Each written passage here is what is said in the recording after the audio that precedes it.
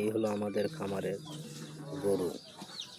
এর আগে আরও কিছু অনেক গরু ছিল, ওইগুলো বিক্রি করে দিয়েছি ইনশাআল্লাহ, যার কারণে এই গরুগুলো অনেক পাতলা হয়েছে এবং খামারে অনায়াসে আরামে ঘুমোচ্ছে এবং থাকতে পারছে, যা আগে সম্ভব ছিল না।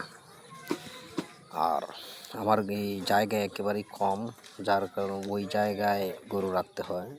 এই জন্য সামান্য কিছু উন্নতি হওয়ার পরে এই গরুগুলা বিক্রি করে দিয়েছে। আর এখন যে গরুগুলা আছে এইগুলা খুব সুন্দর অনায়াসে থাকতে পারতেছে।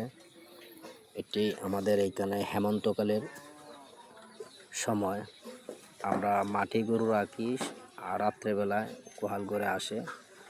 আমার এই গোয়াল ঘরে জায়গা একটু শর্ট হয়, গরুগুলো খুব কষ্টে থাকে।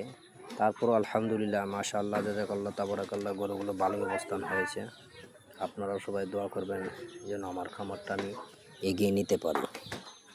আর বিশেষ করে আমার আশা আছে এবছর বর্ষার সিজনে খামারে কিছু গরু রাখার জন্য।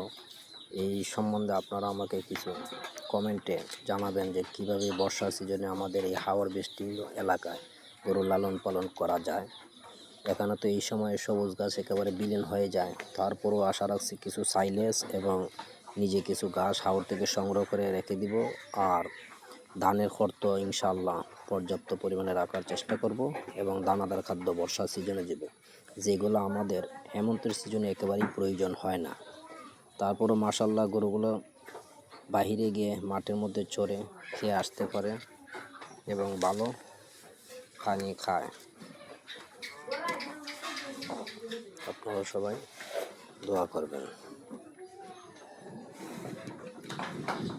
যেন খামারগুলো আমি ভবিষ্যতে আরও উন্নতি করতে পারি এবং ভালো করতে পারি।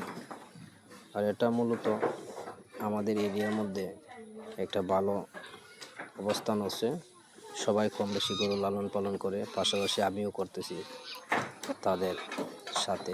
দোয়া করবেন যেন গরুগুলা সুস্থ সবল থাকে, কোনো ধরনের বেমার আজাব না হয়।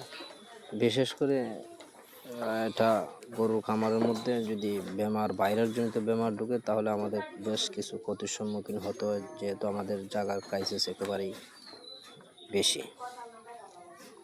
এই কারণে আমরা একটু সমস্যার মধ্যে পড়তে হয়। দোয়া করবেন যেন আল্লাহ তাআলা সব ধরনের সমস্যা থেকে হেফাজত করেন এবং খামারগুলো সামনের দিকে এগিয়ে নিতে পারি।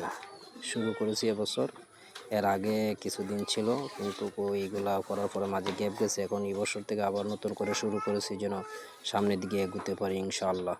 আল্লাহ তাআলার কাছে আশা রাখি যেন আল্লাহ তাআলা আমার আশা পূরণ করেন, আমিন।